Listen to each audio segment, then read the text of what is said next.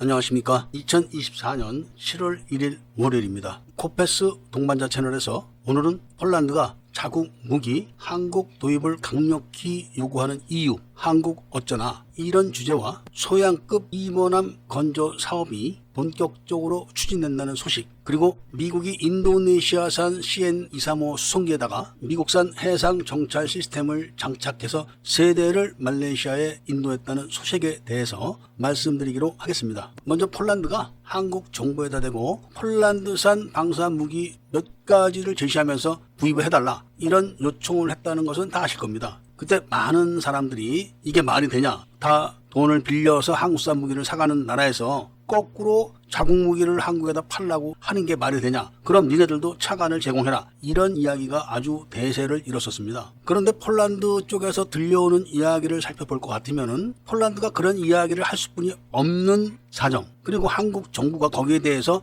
반박을 안 하고 있는 사정, 이게 다 이유가 있었던 걸로 알려지고 있습니다. 그런데다가 갑자기 폴란드에서 FA-50 도입을 취소하고 유로파이터를 도입해야 된다, 이런 이야기까지 나왔다는 소식은 다 아실 겁니다. 왜 폴란드가 그런 이야기를 해야만 하는가, 거기에 대해서 말씀을 오늘 좀 드리려고 하는 겁니다. 폴란드가 도입하는 FA-50은 48대고 그 중에 12대는 먼저 지금 보냈습니다. 총 비용 중에서 30%에 달하는 1조 2천억 원을 카이에 먼저 보냈다고 해서 또 난리를 쳤었죠. 대단하다. 그런데 사실은 4조 원 이상의 그 대금을 한국 정부가 지급 보증을 100% 다 해줬기 때문에 폴란드가 채권을 발행해서 자국의 금융권에다가 매각을 해서 현금을 4조 이상을 들고 있었기 때문에 그랬던 겁니다. 그런데 막상 FA-50 12대가 폴란드에 도착하고 나서 많은 문제점들이 드러나기 시작한 겁니다. 이 12대는 FA-50GF라고 불리우는 기존의 모델이고, 다음에 36대가 FA-50PL입니다. 여기에 에이사 레이더가 장착되고 암람이 장착되고 공중 구비 장치 등등이 다 장착되는데, 여기에 대한 문제점이 지금 발견되기 시작했다는 거죠. 미국 에이사 레이더를 만드는 회사는 폴란드와 접촉을 직접 해가지고 장착을 하는 것 같습니다. 그리고 암람을 제조하는 회사도 직접 접촉을 해서 장착을 하는 것 같습니다. 그리고 협상 결과가 나온 것 같은데, 일단 에이사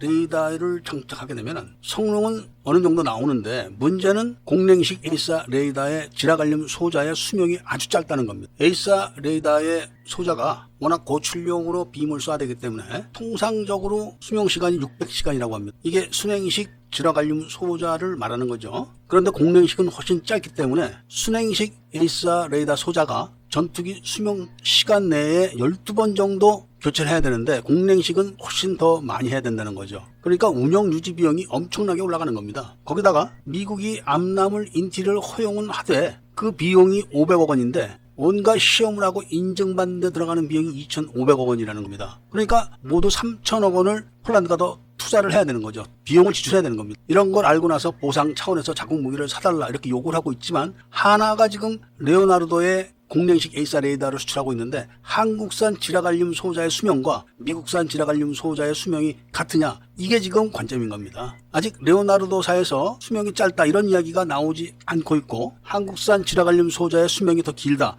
이런 게 확인되면은 미국산 공랭식 에이사 레이더는 판매를 할 수 없게 되는 겁니다. 소프트웨어는 미국이 더 강할지 몰라도 지라갈륨 소자는 한국게 더 좋다는 이야기가 나왔었기 때문에 추후에 확인되는 대로 이 소식을 전해드리기로 하고, 다음 이야기는 소양급 군수지원함 2번함을 건조한다는 소식입니다. 해군 함정은 특성상 바다에 나가서 오래 머물려면 군수지원 보급을 계속 받아야 됩니다. 그렇지 않으면 한 달 이상 버티기가 힘들죠. 소양급은 보급하면 1만 1천 톤 이상 적재할 수가 있기 때문에 4,800톤을 적재하는 천지급보다는 엄청난 작전 보급 능력을 갖고 있다는 말씀을 전해드리고, 다음 이야기는 구독자님들께서 다 아시고 계시는 CN-235 수송기, 바로 인도네시아가 생산하고 있는 그 수송기를 말하는 겁니다. 그 수송기 3대에다가 미국이 해상 정찰 시스템을 장착해서 말레이시아에 인도했다는 소식입니다. 해상 정찰기는 대잠용이 아니지만 중국과 가장 가깝게 근접해 있는 말레이시아에게 해상 정찰 능력을 부여함으로써 중국 해군 함정의 활동을 감시하는 목적으로 제공한 것이죠. 말레이시아는 여기다가 터키의 무인항공기 3대, 그리고 이탈리아 레오나르도사의 무인항공기 2대를 포함해서